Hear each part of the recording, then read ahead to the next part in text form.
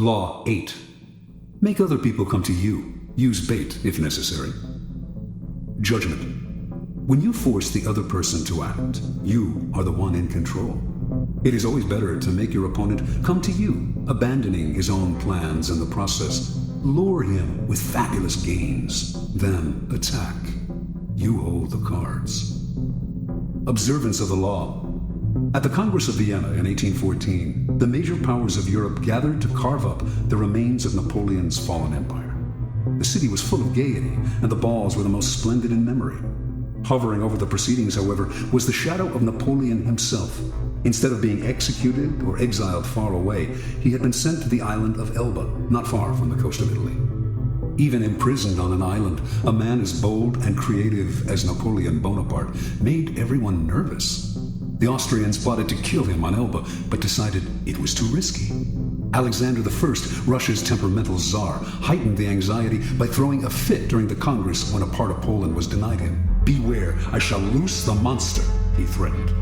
Everyone knew he meant Napoleon. Of all the statesmen gathered in Vienna, only Talleyrand, Napoleon's former foreign minister, seemed calm and unconcerned. It was as if he knew something the others did not.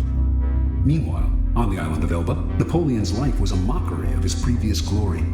As Elba's king, he had been allowed to form a court. There was a cook, a wardrobe mistress, an official pianist, and a handful of courtiers. All this was designed to humiliate Napoleon, and it seemed to work. That winter, however, there occurred a series of events so strange and dramatic they might have been scripted in a play. Elba was surrounded by British ships, their cannons covering all possible exit points. Yet somehow, in broad daylight, on 26 February 1815, a ship with 900 men on board picked up Napoleon and put to sea. The English gave chase, but the ship got away. This almost impossible escape astonished the public throughout Europe and terrified the statesmen at the Congress of Vienna. Although it would have been safer to leave Europe, Napoleon not only chose to return to France, he raised the odds by marching on Paris with a tiny army in hopes of recapturing the throne. His strategy worked. People of all classes threw themselves at his feet. An army under Marshal Ney sped from Paris to arrest him, but when the soldiers saw their beloved former leader, they changed sides. Napoleon was declared emperor again. Volunteers swelled the ranks of his new army. Delirium swept the country. In Paris, crowds went wild. The king who had replaced Napoleon fled the country. For the next 100 days, Napoleon ruled France. Soon, however, the giddiness subsided. France was bankrupt, its resources nearly exhausted, and there was little Napoleon could do about this. At the Battle of Waterloo in June of that year, he was finally defeated for good. This time, his enemies had learned their lesson. They exiled him to the barren island of St. Helena off the west coast of Africa. There, he had no more hope of escape. Interpretation. Only years later did the facts of Napoleon's dramatic escape from Elba come to light.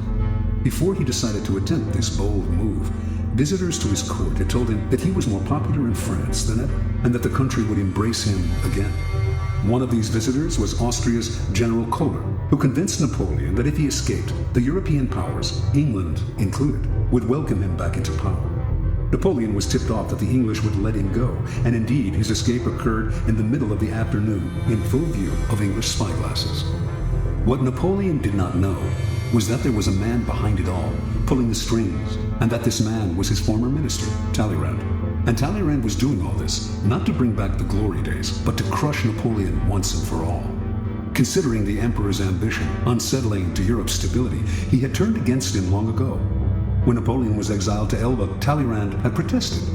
Napoleon should be sent farther away, he argued, or Europe would never have peace. But no one listened.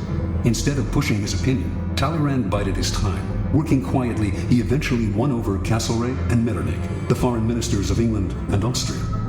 Together, these men baited Napoleon into escaping.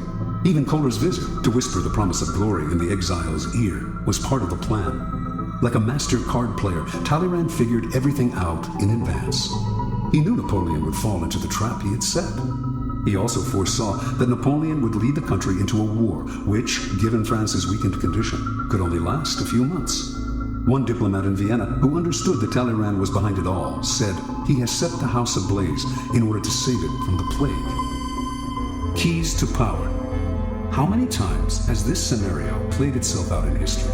An aggressive leader initiates a series of bold moves that begin by bringing him much power. Slowly, however, his power reaches a peak, and soon everything turns against him. His numerous enemies band together, trying to maintain his power. He exhausts himself going in this direction and that, and inevitably, he collapses.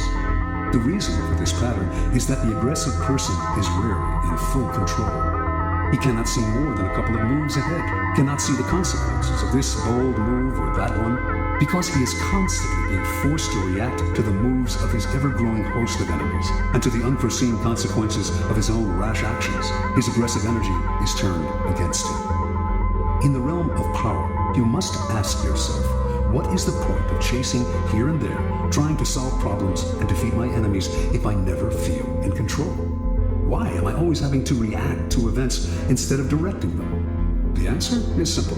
Your idea of power is wrong. You have mistaken aggressive action for effective action. And most often, the most effective action is to stay back, keep calm, and let others be frustrated by the traps you lay for them, playing for long-term power rather than quick victory. Remember, the essence of power is the ability to keep the initiative, to get others to react to your moves, to keep your opponent and those around you on the defensive.